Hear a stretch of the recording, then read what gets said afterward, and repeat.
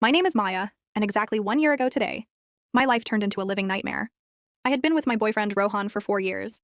We shared a home, a dog, and what I thought was an unbreakable bond. I had even sacrificed my career and moved to Europe, just to be with him when his job relocated.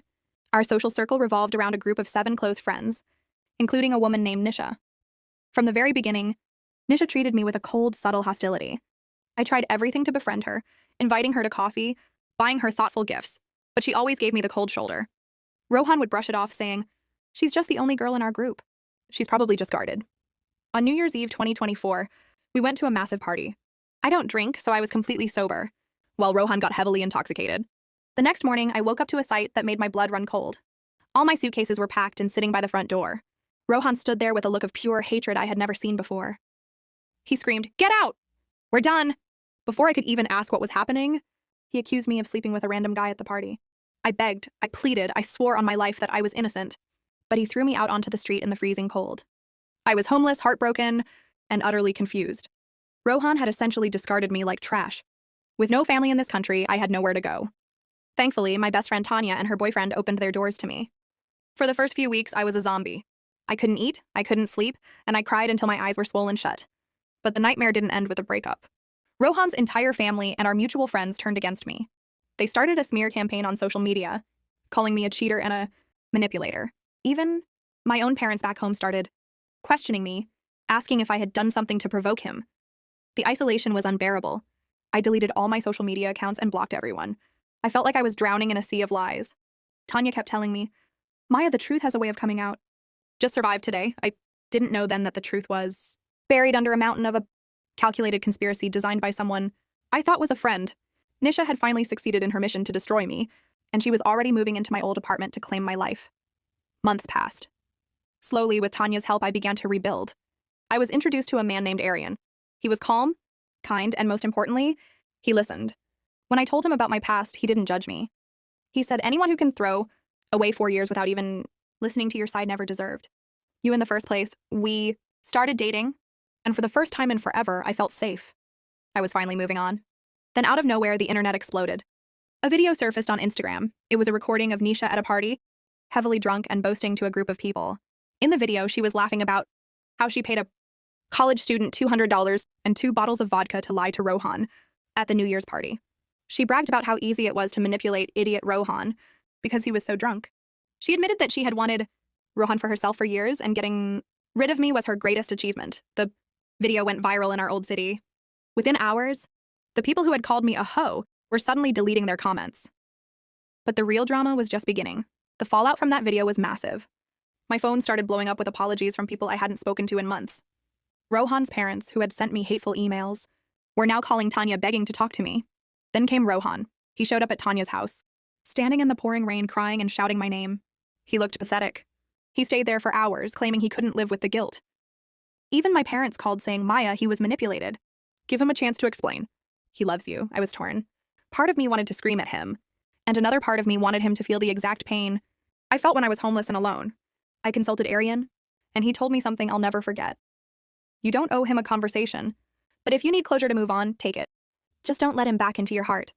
I agreed to meet Rohan at a cafe, but I set a strict 30-minute timer. I didn't realize that during that meeting, I would discover an even darker secret that would change everything. When I arrived at the cafe looking like a ghost, he tried to grab my hand, but I pulled away. He started his explanation, but it quickly turned into a confession of a different kind. He admitted that while he was with me, he had been having an emotional affair with Nisha for 6 months. Nisha had been poisoning his mind against me for half a year, telling him I was talking to other men.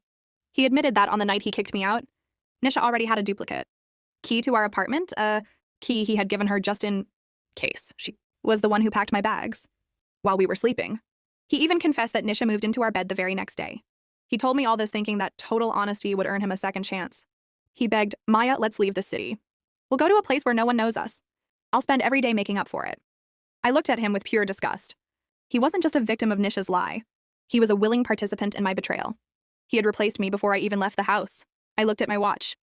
The 30 minutes were almost up. I looked him dead in the eye and said, "Rohan, I forgive you, but not because you deserve it. I forgive you so I can stop carrying the weight of your existence." He looked hopeful for a second, but I crushed it. "I don't love you anymore. I don't even hate you. You are just a lesson I learned. You gave a key to our home to a woman who hated me. You believed a stranger over the woman who moved across the world for you. You are a coward. And I am a queen. I stood up and walked out as he began to sob into his hands. As I left, I felt a literal weight lift off my shoulders. But I wasn't done with Nisha. She had started sending me threatening emails, blaming me for her ruined reputation. She thought I was the one who leaked the video. I wasn't, but I decided to finish what the video started. I compiled every threat she sent me, the video link, and a detailed timeline of her harassment and sent it to her employer and her family. Within a week, she was fired and evicted. Karma didn't just knock. It broke her door down. The hardest part of this entire ordeal was dealing with my parents. They are very traditional and believe that a woman should forgive her man's mistakes to keep the family together. When I told them I was never going back to Rohan, my mother said, Maya, men are weak. He was tricked. Don't be so stubborn. I had to have a very painful conversation with them. I asked my father, if a man did this to my mother, would you tell her to stay? They were silent. I realized then that I had to set boundaries even with my own blood. I told them that if they continued to advocate for my abuser, I would go no contact with them too. It was a lonely path, but I chose my self-respect over a toxic peace. For a few months, I stopped talking to them. I needed to show them that my life was my own. It was during this time that Aryan and I grew even closer. He showed me that love isn't about enduring pain. It's about mutual respect and protection. Aryan took me on a trip to the mountains to help me heal. For the first time in years, I wasn't looking over my shoulder. I wasn't checking my phone for hateful messages. I was just Maya. While we were away, Tanya kept me updated on the old group. Apparently, the 7 friends had completely split apart. They all blamed each other for not speaking up when Nisha was acting crazy. Rohan had become a recluse, suffering from severe depression and losing his job because he couldn't focus. Nisha had moved to a different city and was working a low-paying job, her social life destroyed. The popular group was gone. I felt a sense of cosmic justice. Those who had stood by and watched me be bullied were now facing their own isolation. I realized that my silence was my greatest power. While they were busy fighting and blaming each other, I was building a new, beautiful life. This experience taught me so much about human nature. It taught me that people will believe a lie if it's more exciting than the truth. It taught me that the longevity of a relationship doesn't guarantee loyalty. 4 years meant nothing to Rohan when he was drunk and horny for Nisha's attention. But it also taught me that the universe has a way of filtering out the trash. If Rohan hadn't kicked me out, I would have married a man who was secretly having an emotional affair. I would have been stuck in a lie forever. The New Year's Eve tragedy was actually my greatest blessing. It freed me from a life of hidden betrayals. I am now engaged to Aryan. Our wedding will be small, filled only with the people who stood by me when I had nothing. There will be no Nisha, no Rohan, and no fake friends. As I sit here today, I want to tell anyone watching this, don't fear the truth. Even if it hurts, even if it leaves you homeless for a while, the truth is your only path to freedom. Nisha thought she won when she packed my bags, but she actually handed me the key to my happiness. Rohan thought he was punishing a cheater, but he was actually losing the only woman who truly loved him. Today, I am successful, I am loved, and I am at peace. My old friends are just ghosts in my memory. The video of Nisha wasn't the end of my story. It was the beginning of my second act. I am no longer a victim. I am a survivor, a fighter, and a woman who knows her worth, continuing the aftermath for maximum engagement. 6 months into my marriage with Aryan, life is more beautiful than I ever imagined. We are now living in a beautiful home overlooking the city. I sometimes get news from the old town. Rohan tried to reach out to Tanya one last time, asking if I'd ever consider a friendship. Tanya didn't even tell me until weeks later. She knew the answer was a resounding no. Rohan is now living in a small studio apartment. His reputation so tarnished that no one in the professional circle wants to work with him. It's funny how life works. He wanted me to feel betrayed, but he ended up being the one betrayed by his own character. Nisha, on the other hand, was recently seen working at a diner. Her dreams of a high society life with Rohan were crushed by her own ego. My parents finally came around. They visited us for the holidays and saw how Aryan treats me. My mother pulled me aside and apologized. She said, I was wrong, Maya. I wanted you to be safe. But I didn't realize that safe doesn't mean staying with a liar. That apology meant more to me than any of Rohan's tears. It meant my family finally saw me as an adult capable of making her own decisions. We spent the holidays laughing and making new memories. I've realized that you can't change people's minds with arguments. You change them by living a life so good that they can't help but see the truth. I decided to start a blog for women who have been falsely accused or emotionally abused in relationships. The response has been overwhelming. Hundreds of women have reached out, sharing similar stories of friends, like Nisha, or partners like Rohan. It's a global epidemic of gaslighting. By sharing my story, I've found a new purpose. I'm no longer just a teacher. I'm a mentor. I tell these women, your value is not determined by a man's inability to see it. This mission has healed the final cracks in my heart.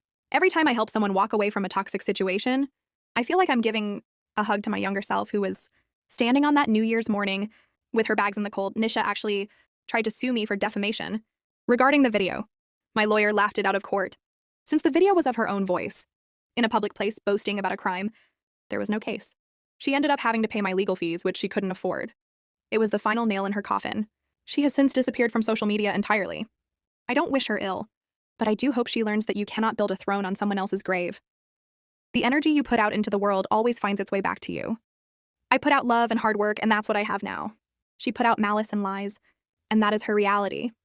As I finish writing this, I look at the photo of me and Arian on our wedding day. I look happy, genuinely deeply happy. To the viewers, if you are in a dark place right now, if someone is lying about you, or if the person you love has turned their back on you, keep going. Don't fight the lies with more lies. Fight them with your success. One day you will be sitting in your own European apartment or your own mountain home looking back and smiling. You will realize that the people who tried to break you were actually just making you unbreakable. My name is Maya, and I am finally truly free. Thank you for listening to my journey.